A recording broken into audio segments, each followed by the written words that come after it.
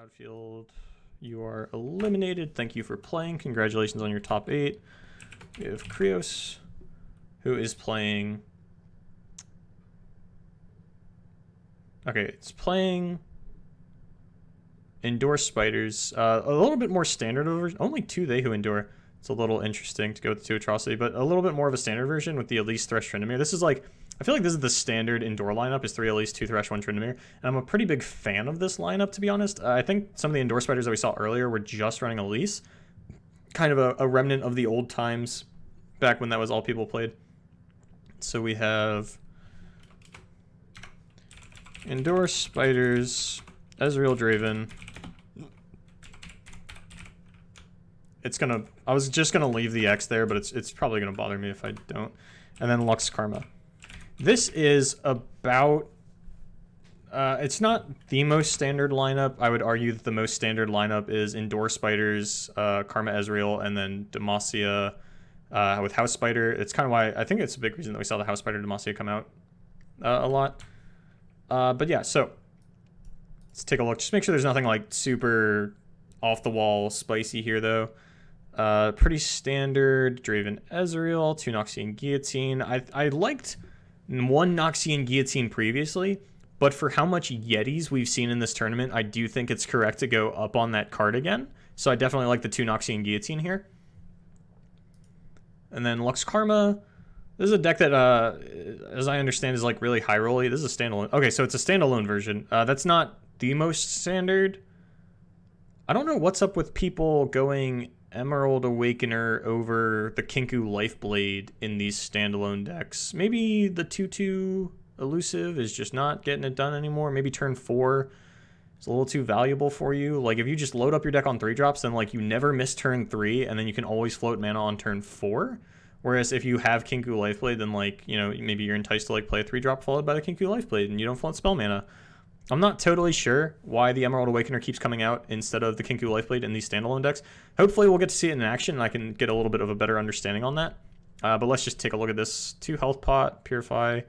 Yeah, I definitely think 1 Purify is all you need. I definitely am still a fan of it. We're seeing a lot more Undying decks and things of that nature coming out. Granted, Purify, a little bit of an awkward thing against the Undying because of Chronicler of Ruin, but I don't think it gets a lot of value against anything in... Oh, no, it actually hard bodies a standalone deck.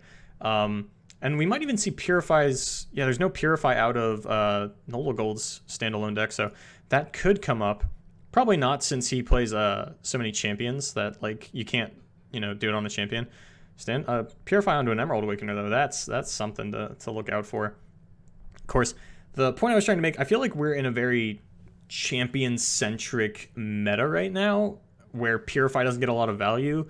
Even in the decks that aren't like champion-centric, Purify doesn't get a lot of value onto the actual followers that you see.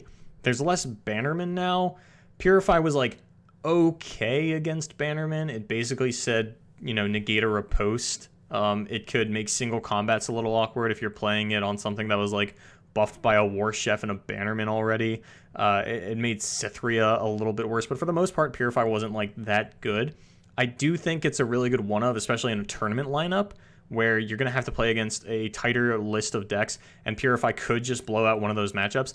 And especially because, like, you're expecting to see Endure Spiders, right? Like, that's the big blowout matchup, is Purify onto They Who Endure just absolutely decimates that deck. So I definitely like having 1 Purify in any Demacia deck that you're going to be running, mostly because Endure Spiders exists. So, knowing this, so we've got 2 standalone decks. This one runs 3 Judgment. That seems like a lot. And then, of course, Remembrance. Judgment and Remembrance, the only Lux immediate activators. A little bit weird to me that there's no back-to-back for this standalone deck. So generally, like, you play one guy, you stand alone, and then you play a second guy. So I definitely wouldn't hate to see back-to-back. Detain, yeah, I'm fine with Detain. You know, Detain's cool. I like Detain in Lux decks. Lux is pretty sticky as far as champions go. Yeah, so let's take a look at what we would ban here. So if I am nolagold, now that I have a little bit of a better understanding of his lineup, let's actually start with Krios again, because I kind of want to see if I'm banning this standalone. So I have Endure and Karina feel like very similar decks. The difference is that Karina's top end is control and Endure's top end is combo. And Karina, how many Vengeance are in this deck? 2? Yeah. I'm already kind of leaning towards banning the Karina. If I do that, I have to play against Draven Yetis and standalone Lucian. If my Lux Karma gets banned, then yeah, I could see Draven, Ezreal beating both of these decks. I could see Endure Spiders getting it done. Yeah, I think if I'm krios, I want to ban Karina Ezreal. And if I'm nolagold, I think I'm aiming at the Lux Karma. Yeah, so I think that's what I would call it. I think if I'm krios, I want to ban Karina Ezreal, and if I am nolagold, I want to ban the Lux Karma. Here we are, top 4 of the NA Duels of Runeterra 7, nolagold versus krios. Is my... Yeah, there's this, the reason that you can see my sidebar is because for whatever reason, Epic Pen doesn't work if my video player is full screened. So I do kind of apologize for that. I don't think it's like the biggest deal that you can see this, but yeah, banning the standalone deck, I don't really like hate that. I just think your lineup can deal with it, and I think Karina's a little bit scarier. I mean, it's kind of, you only have to beat one deck twice. You don't have to beat both of your opponent's decks, and I feel like you're looking to just 2-0 the Draven Ezreal, or the Draven Yetis, right? I don't know if that's like a realistic, viable strategy. I don't know if Karina... Oh, I was already wrong. Hold on. So the Karina didn't get banned. I'm hard pressed to imagine Draven Yetis got banned. So I think you're right here. I actually think krios did ban nolagold's standalone deck, which like was a consideration. I think I would have banned this deck, but I definitely I don't think I'm ever gonna get mad at someone being like, oh, I'd ban the standalone deck. Like there's always generally like in any lineup, I feel like there's two decks that you could ban, and like either one's fine. It's just kind of like a personal preference how the matchup plays out. It's not often that you like look at a lineup and it's like, okay, like obviously this is the deck that you ban. I think there's always a little bit of room for player preference there. But you know, I don't think I ever I'm not gonna sit here and be like, yeah, I'm 100% on pick ban. No, that's understandable. Players have preferences. I can't say who's right either, so it's possible that like banning the standalone deck is better. But anyway, into the game. krios going to start us off with his Draven Ezreal. As I said, nothing too interesting coming out of that, like nothing non-standard. Is this the right list? Yeah. It was kind of weird because earlier nolagold's deck tracker pulled up a completely different list. One shroom already coming out. Pretty sure he played that. I don't know why this is here. This isn't me. This is like actually from the stream. But it's blocking me from seeing how many cards are in krios' hand. And if I remember correctly, this stays here for the remainder of the tournament. A naked Arachnoid Sentry coming down. That's a little strange to me. You really need to like... You have to understand that like you're not getting aggressive units down. That's just, like, you don't play enough. I don't even think he plays House Spider. Yeah, okay, so he plays 2 House Spider, 3 Arachnoid Sentry, and 3 Chump Wump, and then the Dravens and the Ezreals. Like, this is kind of why I wanted to ban the Karina deck. Like, I think you can beat standalone with Ezreal because you have, you know, the Ezreal win condition. You can just sit here and, like, they're going to have to play units to win. You can just rack it up. But against Ladros decks, I feel like that's where Ezreal decks really struggle.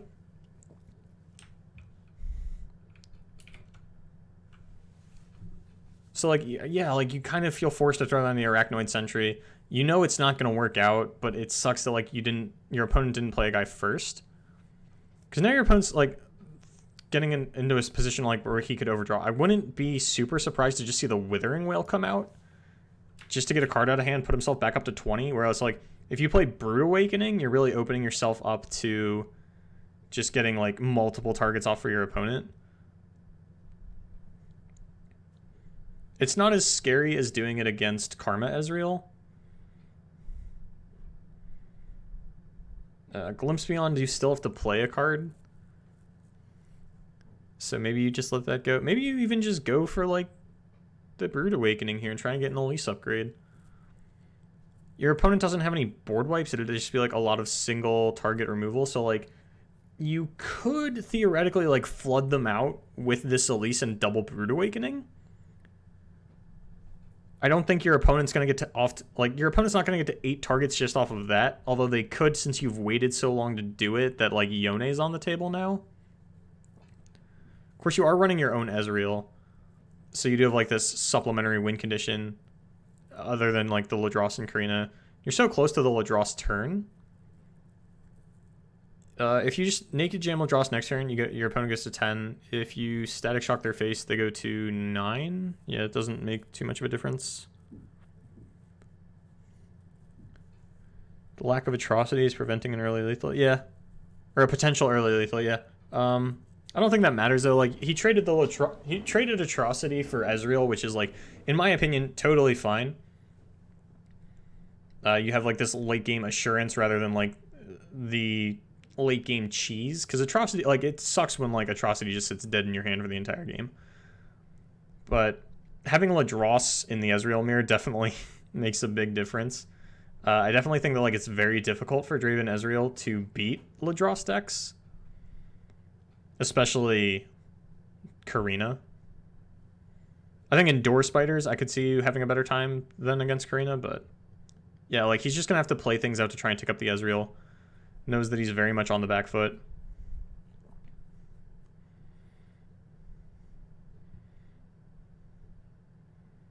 And that, yeah, that's kind of why I wanted to like ban this deck. I don't think your Draven Ezreal has a good matchup into it. I don't think Draven Ezreal is ever getting banned.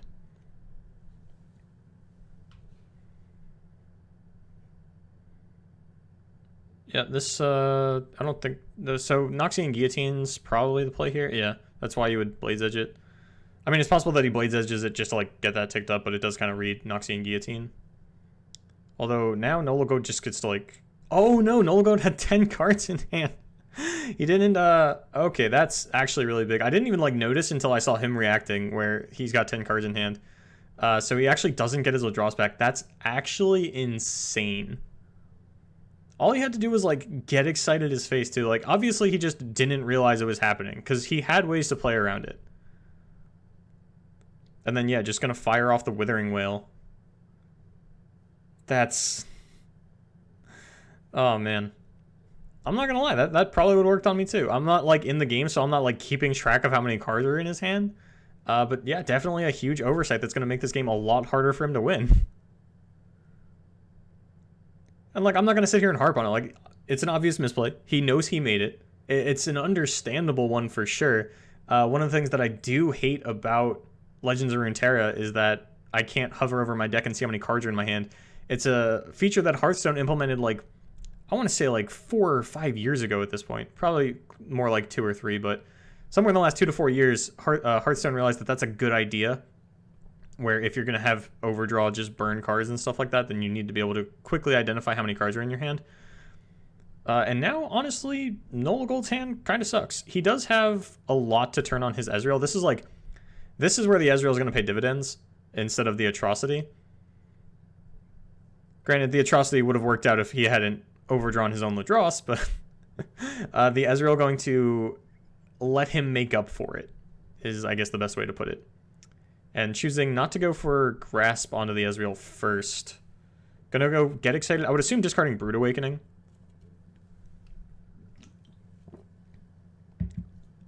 Oh, he's just going all face. How does he win the game? He only has 3 burn.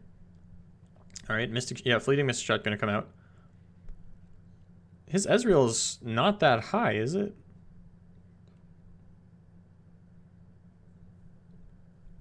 Alright, yeah, Grasp onto the Ezreal. Would have liked to see that on the attack. I don't think your opponent can even do anything post-combat that you care about. It doesn't really matter, though. The Grasp just kind of going to negate the damage that you took from the Ezreal entirely. Of course, could have just not taken the Mystic Shot. There's another Mystic Shot at face. That's kind of weird. I wonder if these players know that... oh, okay. Here I am. Like, I'm about to get real deep into the shit talk, and then it turns out he's just opening up his hand for Progress Day. That makes a bit more sense. Like I said, this isn't me, so I can't get rid of this, so I just have no idea how many cards are in Krios' hand. Yeah, it looks like he's going to go for the Skitterer, try to win the game here. I'm definitely fine with him going for this. There's a lot that stops it, but you have, you know, these. Is this the part where you go for Brood Awakening? Your opponent could Yone, your opponent could Static Shock, your opponent could double Static Shock. Even just like Static Shock and Mystic Shot. Yeah, I don't think I don't love the Brood Awakening, I'm not gonna lie. It's a big mana commitment. Maybe he's just trying to soften up his opponent for krios. I don't know. The get excited at face felt a little weird there. It's just like an odd timing to do it, in my opinion. Maybe he's like thinking 4 turns ahead, whereas I'm not, because I'm not like in this tournament thinking, oh, how do I win this game? I'm like watching this VOD going, what is happening at this exact moment?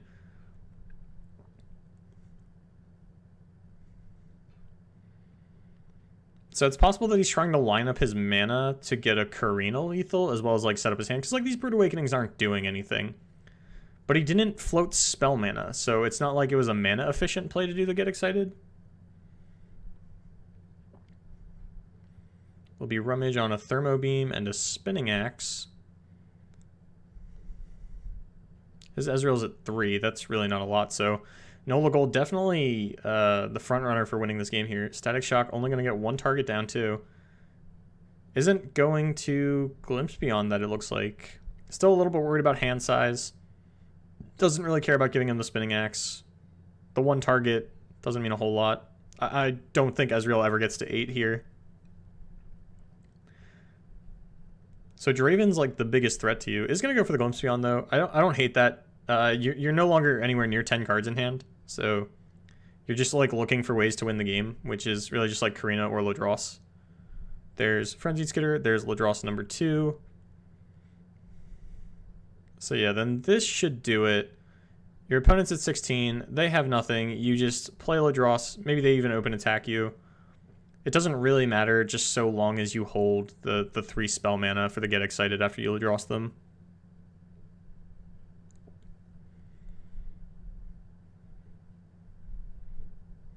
There's an Ezreal. That does mean that you're taking a bit of damage. Yeah, I don't hate Thermo Beam here. Yeah, I can definitely understand that. Because like you're not actually under any pressure to win the game next turn with the Ladros get excited. It's really just you have to not die before it all happens. So I do like the Thermo Beam rather than trying to go for lethal next turn, because you get a block here. Your opponent doesn't have any healing in the deck, so you should be aware of that. Withering Wail? Alright, playing this one a little slow. The Ezreal's only at 3 targets still because you Glimpse Beyonded your Skitterer. I'm trying now, so like now these plays are looking kind of weird. I have to like go back to the deck list and see what he's playing around exactly. Chumprom. Oh, there's no even. Oh yeah, Yone's not in this deck. God, that's karma. Why would you guys let me? I think I mentioned Yone earlier, and that's karma. So if you're watching this on YouTube, I realize that there's no Yone.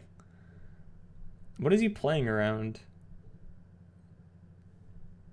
Because the Withering Wail keeps him like super healthy, but maybe he's just going for the Ladros get excited. Yeah, I guess I can understand that. So like if you Ladros this turn, you're not winning the game until next turn. If you play shit this turn to survive, you're still winning the game next turn because of Ladros get excited.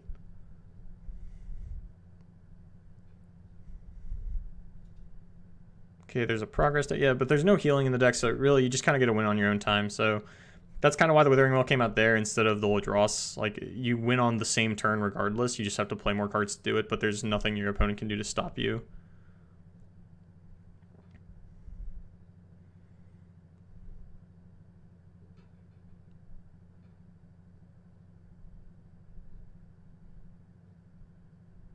Looks like he is just going to go for the get excited first to be mana efficient. It really doesn't matter. Is even going to go for the Mystic Shot just to put his opponent at 1, get the Ladros down for the auto kill.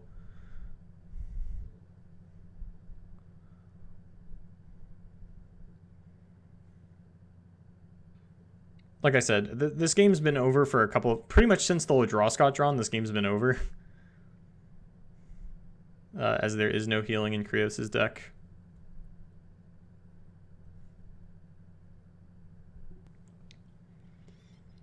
So let's see. I don't know if this beats Draven Ezreal, but I also don't know what Krios' last deck is. I still have no confirmation on what nolagold bans, so I can tell you Brittle Steels aren't that good. Elixir of Iron not that great. Yeah, this is a really weak looking hand. If Draven Ezreal beats Yetis, this is kind of the start that lets it happen. Because this is a very unit heavy deck, so like Ezreal it's kind of a race because this is a very unit heavy deck. So Ezreal gets to tick up very quickly, but because the units are so tough, they're 5/5s, they're sticky units. You could you're not killing the units when you target them. So there's a chance that they get to kill you first because you're sitting here targeting things, but you're not picking anything off. Then you're getting hit in the face with these 5-attack Yetis. Not going to be the case though, as nolagold has a pretty bad hand. Let's not mince words here. He has an abysmal hand, at least in terms of winning the game early on. I think the later this goes, the more it favors Krios, especially given how just absolutely useless some of these cards are. Like Draven's Whirling Death, not super useful. Culling Strike is good. The Brittle Steels can get value, but they're not, phenomenal cards. Elixir of Iron's pretty good. But, Noxian Guillotine exists.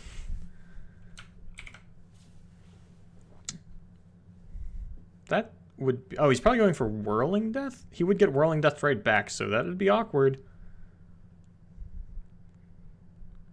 It's just going to let the Katarina upgrade. It's not a particularly threatening thing since, nolagold doesn't have a board. But eventually you are going to have to... it's pretty easy for the Ezreal deck to just kill the Katarina deck whenever it wants to. And this Blade's Edge... Where's it going to go? I would assume face. It might not even get played at all. And he might just want to float the 3 spell mana.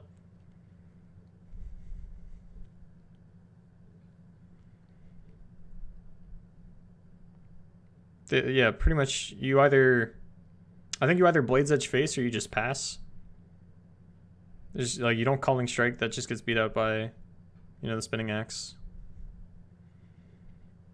You're not an Ezreal deck, so you don't need to Blade's Edge the unit. You don't have Mystic Shot, so you don't need to Blade's Edge the unit. Yep, I definitely don't hate that. Because your turn 4 is looking like, maybe you just Katarina again. But the point is you're probably not taking advantage of the spell mana that you have. Pick up your own Draven, that's not bad. Nothing gonna get done here. Could be like Brittle Steel Calling Strike, but that kind of takes away the rest of your turn. Heartguard's not coming down till later. Draven gets to float spell mana back into the next turn. I definitely prefer Draven over Katarina.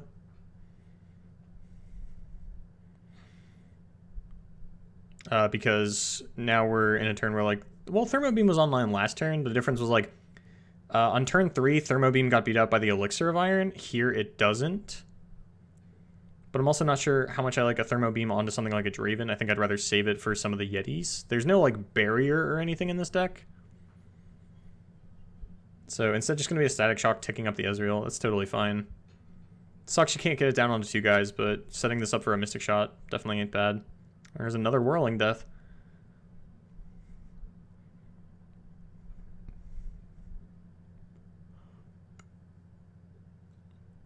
He's only at 9 cards in hand, so he gets to attack, gets the axe, then gets to figure out where to go from there. And I kind of like just open attacking.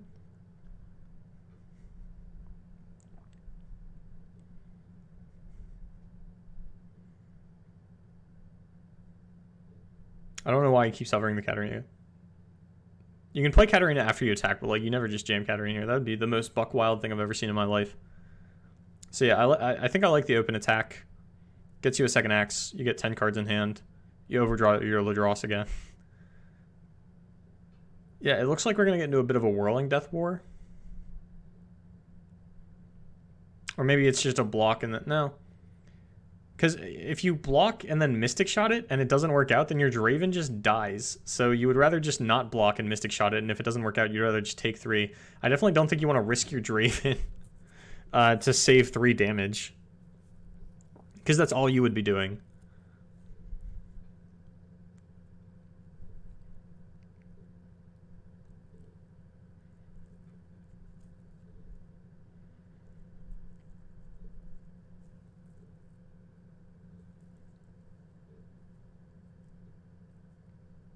Brittle, I mean, yeah, Brittle still just wrecks you, but so does just Draven having a quick attack.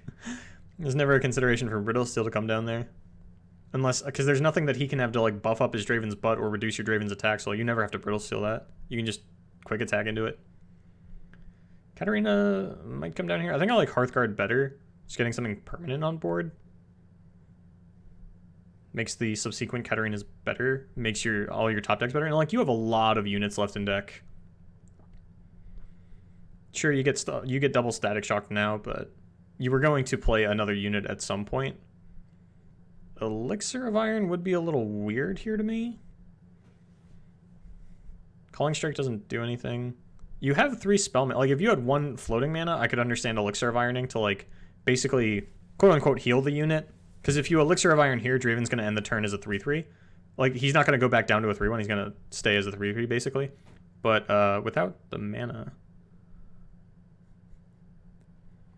Oh, in response to Whirling Death. Yeah. Brittle still would have blown out a Whirling Death. I was thinking of just, like, Whirling Deathing right back.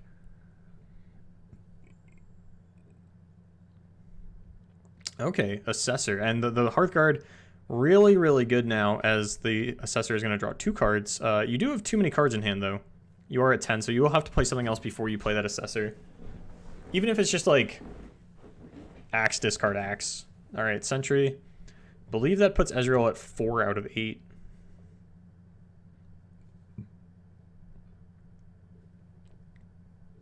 As well as lines up some pretty good attacks for krios.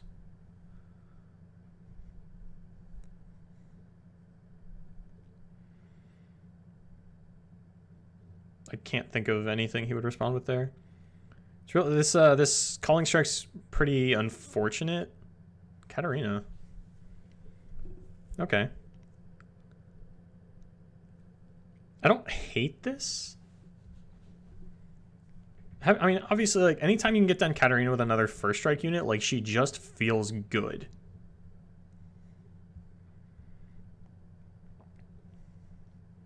She could get removed here, though. Thermo Beam would take her out, even through the Elixir of Iron. We'll just be Blade's Edge onto the Draven. You definitely, Elixir of Iron that. And that's actually really good for nolagold, because now he gets to attack first, soften up the board before krios gets to attack back. But yeah, you're right. He might not attack with the Katarina and just Spinning Axe it next turn to get more draws with the Assessor. And then he'll have the attack token, so he could just open attack. That gets Katarina back in hand. Might go for a Draven upgrade.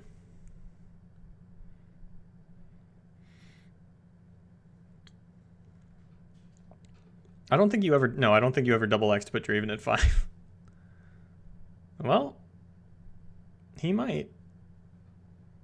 I mean, the Brittle Steels aren't super useful, but no, it is just going to be the single X.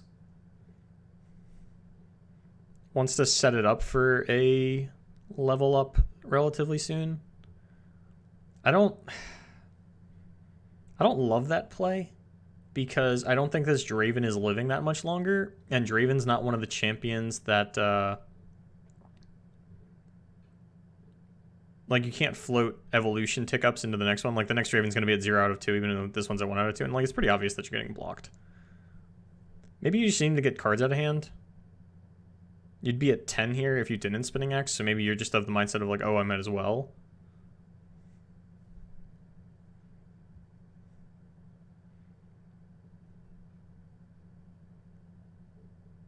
Okay, I'm seeing it now. Yeah, that makes a bit of sense. So you are going to get the Draven level up, actually. Okay, yeah, I like this a lot more now that I'm, like, seeing it play out.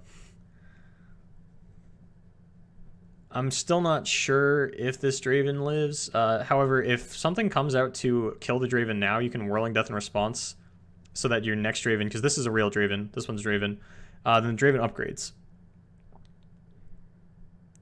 And then Draven can get a draw off Assessor because you can just discard the 2 spinning axes that he makes on play. Okay, yeah, I'm seeing this. I'm really digging this, actually. Now that I'm seeing it play out, yeah, I missed this, I'm not gonna lie.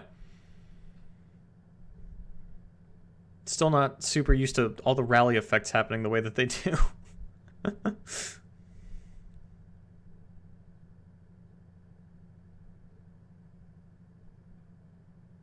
Still a pretty healthy life total for both players. Nolagold definitely feeling like he's on the front foot now.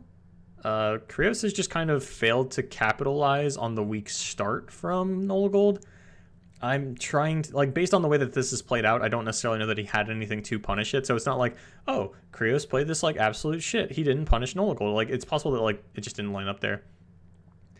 And it actually is a little unfortunate. I think you want your opponent to start off with like their curve, because stuff like Yeti Yearling isn't going to really threaten you, and it's something that you can just get a couple of targets down onto. And now we're going into Nolagold's turn. He can open attack. He could play this Assessor to draw 3. There's still spinning axes in Krios' hand, right? Nolagold might just be going to free up hand space, because he's going to be getting a lot of spinning axes.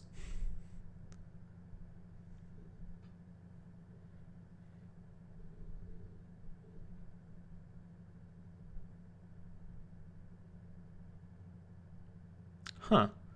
I find it very interesting that the Thermo Beam went there instead of onto the Draven. Maybe he has a Get Excited to deal with it, or something along those lines, but Starlight's here going to be a 3/4 as well. And you can get that down with the Katarina. So I definitely don't hate that. It's pretty good. Pretty fortunate top deck.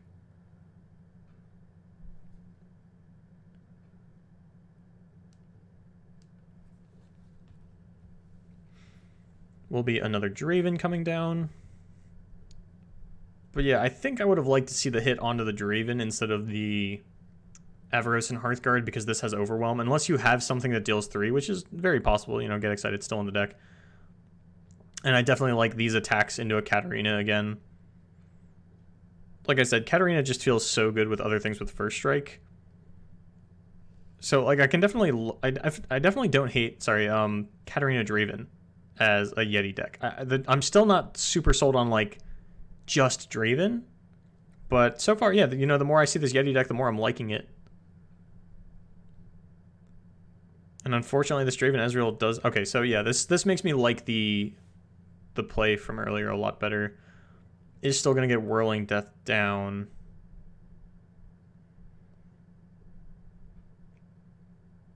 Doesn't get to take out the Draven with it. Almost certainly never would. And yeah, your Katarina turn's really weak here if you go for it, so I'm fine tapping out of that, because if this actually gets blocked, this just becomes a 3/1. You're really just attacking with Katarina at that point. You would much rather wait until next turn. I can understand the Draven with the Starlights here. I've yet to see this like pop off. We'll have to see how much it actually does. Obviously, there's a lot of potential for it too. Although currently, because like generally, if I see this many axes in my opponent's hand, I'm like, all right, sick. They don't have goddamn anything. But with this Draven and the Starlights here, like the axes get a little more intimidating.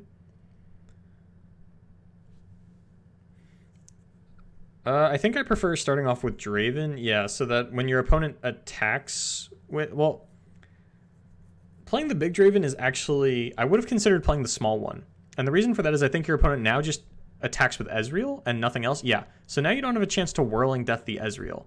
Whereas if you had played the smaller Draven, your opponent probably would have attacked with their Draven, and then you could have blocked in Whirling Death. So that's kind of the only other consideration I see on this turn, at least. You do still have the Brittle Steel to stop the Ezreal attack, which is fine. And then you get down your Katarina, you play a bunch of axes, buff the shit out of whatever's on the top of your deck, and push through some damage.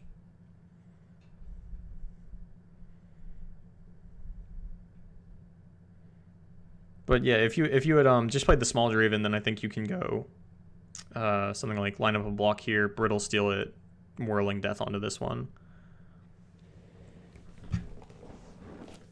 But looks like nolagold saying that this Mystic Shot really doesn't matter. I don't need to take out the Ezreal. It's fine for it to sit there. It's just the only way for his opponent to get back into this game. So I'd like to see that taken off the table for him. It probably still works out. It might be overly cautious of me to go for a play like that.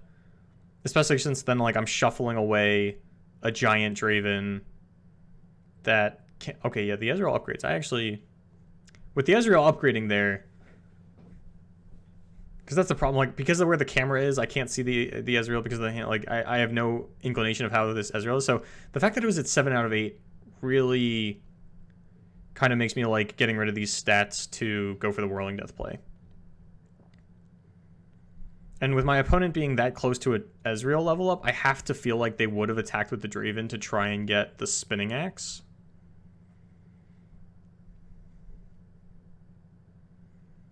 It blocks the same amount of damage either way.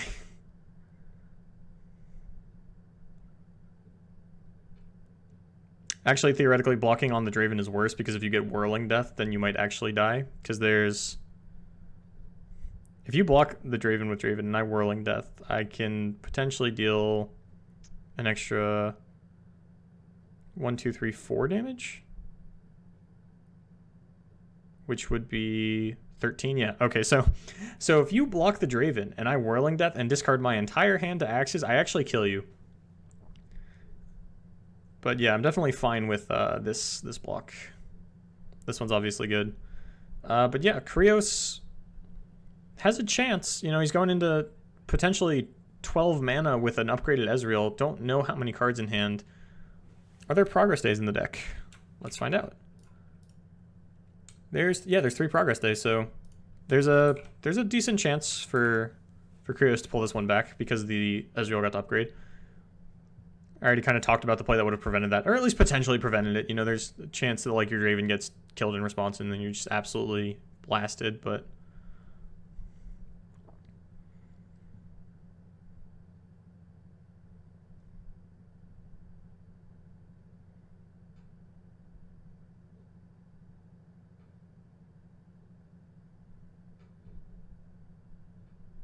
Noxian Guillotine wouldn't have changed anything about the Whirling Death play earlier.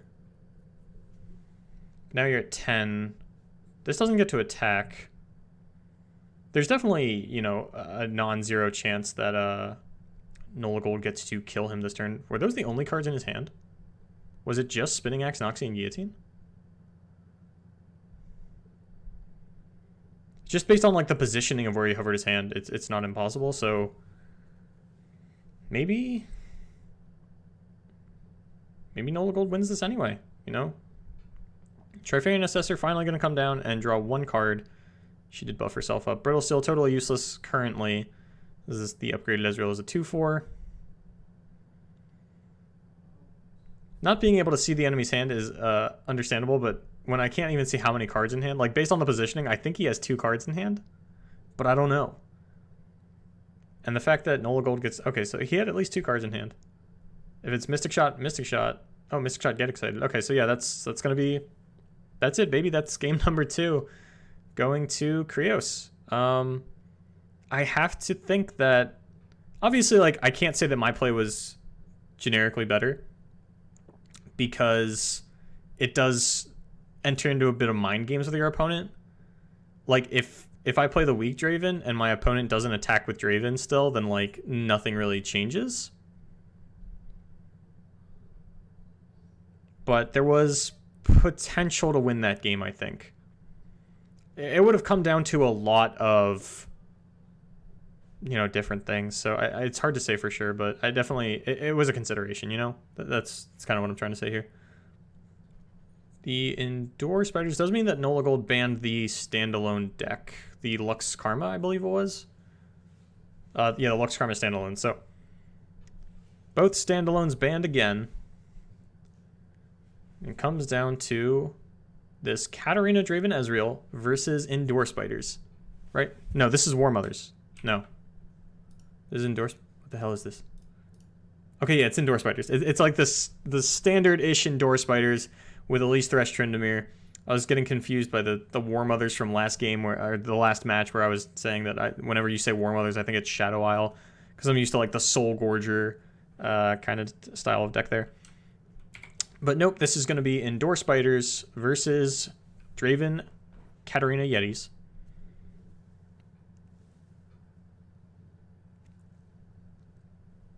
The more I see this Yeti deck play, the more I'm just kind of understanding that, like, Draven is enough of a generically good unit to, like, just a 3/3 first strike that makes cards is just, like, good enough for a deck like this.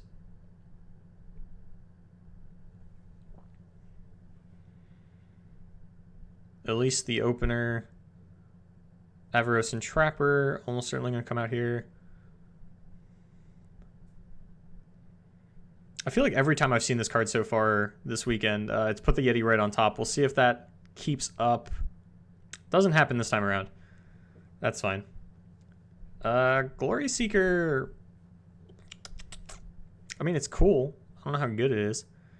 House Spider leaves open a couple of options. Glory Seeker probably going to come down, though, as you do have, you know, a Elixir of Iron to protect from a Vile Feast, and I think you do just want to get that Elise off board.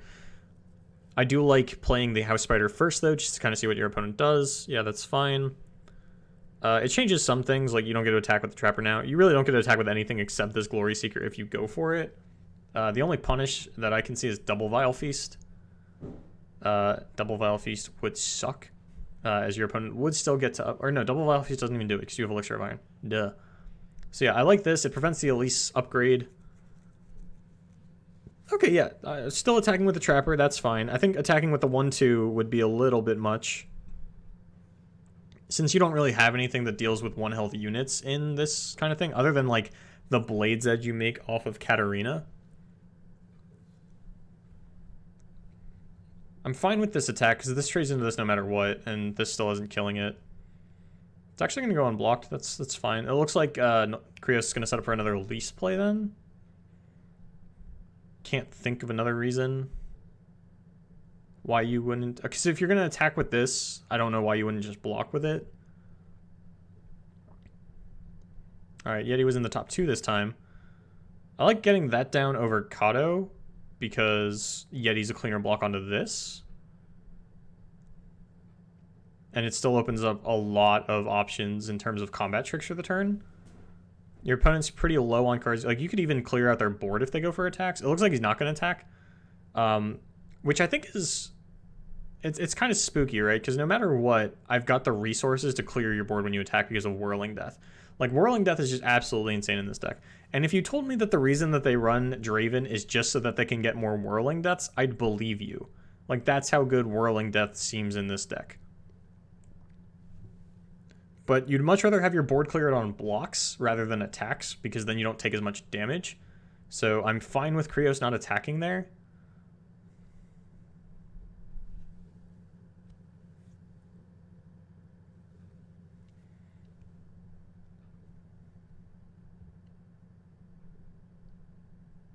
Looks like it will just be, yeah, holding these back. That makes sense.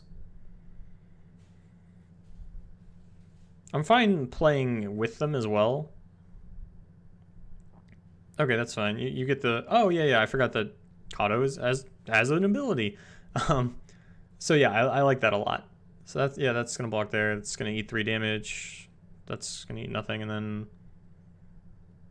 Okay, yeah. So the 1/1 going to block the 5/5 means we're pretty much taking Elise off the table, unless you go, like, exactly Brood Awakening into Elise. Will be the Elixir onto that. Wouldn't have hated to see... like Bloodsworn Pledge instead onto Kato and the Avarosan Trapper, but I think Elixir's fine, just saving the 3 mana in case anything goes haywire. It's probably better to save the mana when your opponent still has 9 sitting there. Is there Ruination in this deck? We've already made it to the Ruination turn, like I haven't even touched on whether or not Ruination is a consideration. Yeah, there's one. Okay, there's only 1 Ruination in the deck. Granted, if you get Ruination here, it really sucks for you, because you know, it takes the the refuel from the Trifarian Assessor off the table. With only 4 cards, I feel like he would have gone for a Naked Ruination here. Only having the 1, though, you know, it makes sense that he doesn't have it. It's not like you have to play around it as much as you do if there's 2 or 3. Yeah, but it really would have sucked for him here.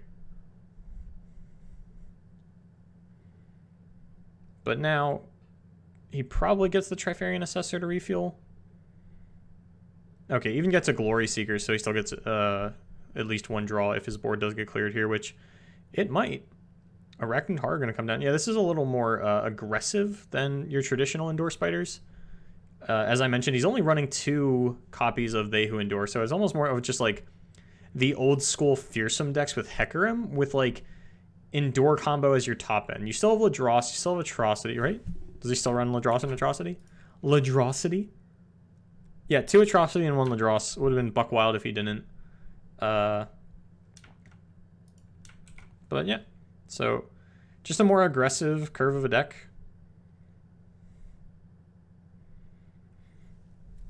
Okay, lining up some attacks here. Oh, okay. So he didn't attack with the Elise so that he could play around Whirling Death. Which means he doesn't have anything to prevent a Whirling Death. With 5 mana, I'm not sure what he could have anyway. Have to be like Grasp of the Undying, right? But you still have to play around like Elixir of Iron, stuff like that. So yeah, I understand not attacking with the Elise. And of course, nolagold does have 2 Whirling Deaths, so it's pretty easy consideration. Of course, now the Bloodsworn Pledge is going to come out. That's going to feel pretty bad here. Ugh, for krios. And this game is definitely slipping away from him. This match in his tournament life is slipping away from him. Glory Seeker. Vile Feast. Brood Awakening number 2. I'm pretty sure this is pretty close to being game thanks to this Katarina.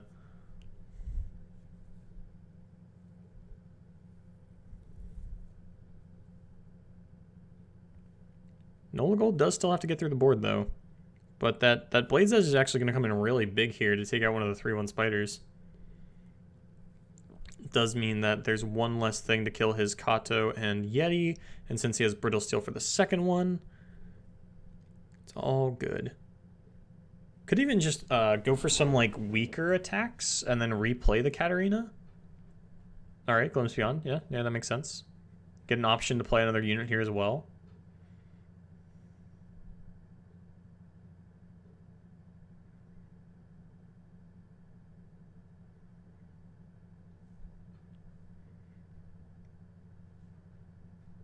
Okay, I definitely like another 3-attack unit coming down to replace it. I think I like... I either like buffing up the Spider or the Katarina with the Kato. I guess this actually pushes the most damage. Yeah, so that's fine. Because the Yeti's likely to get blocked. Yeah, that makes sense. I'm very inexperienced playing with Kato, so yeah, this actually makes the most sense. Because you're going to push through at least 6 damage if it gets blocked by this. So you'd assume block here, block here, block here, block here, block here, block here, block here, block here. Maybe you don't block the 1/1. I almost certainly don't think you block the Katarina.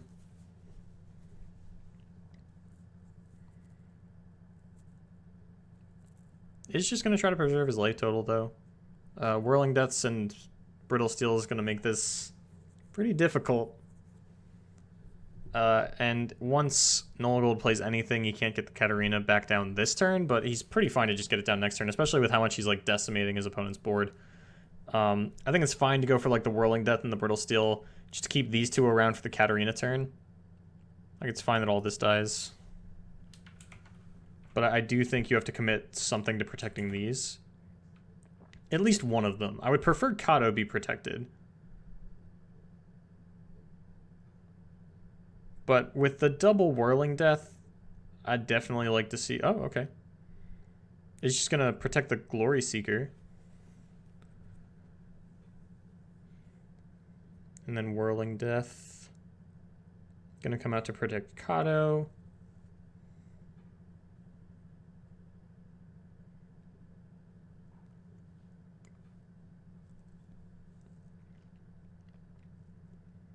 I like this because it gives you a very good high attack target for the Kato, especially since your opponent still has 1/1/1 left. Because you're almost certainly going to Katarina next turn. Your opponent doesn't have Ruination. They would have definitely played it by now. You were so like gassed out for so long.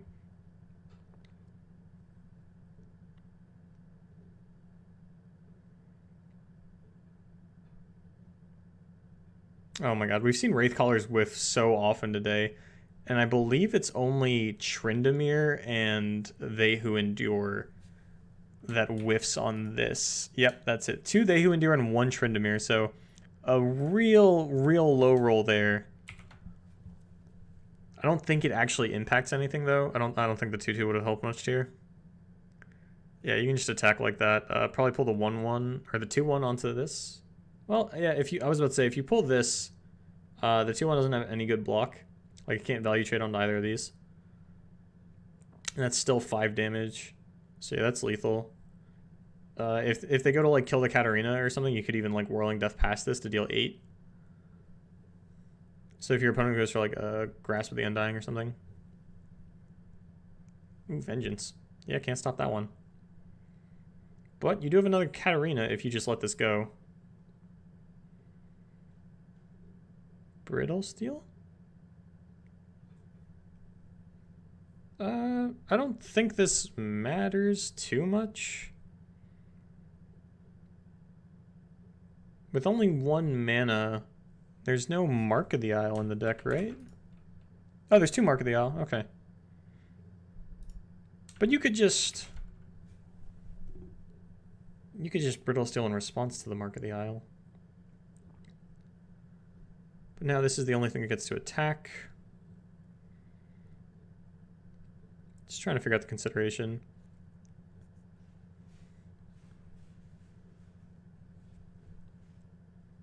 Yeah, I didn't love the Brittle Steel here. I don't think it's playing around anything. Your opponent only has 1 mana and you're going for lethal this turn. And I can't think of your opponent doing anything to stop you. So like you just take that, you don't give a shit about that.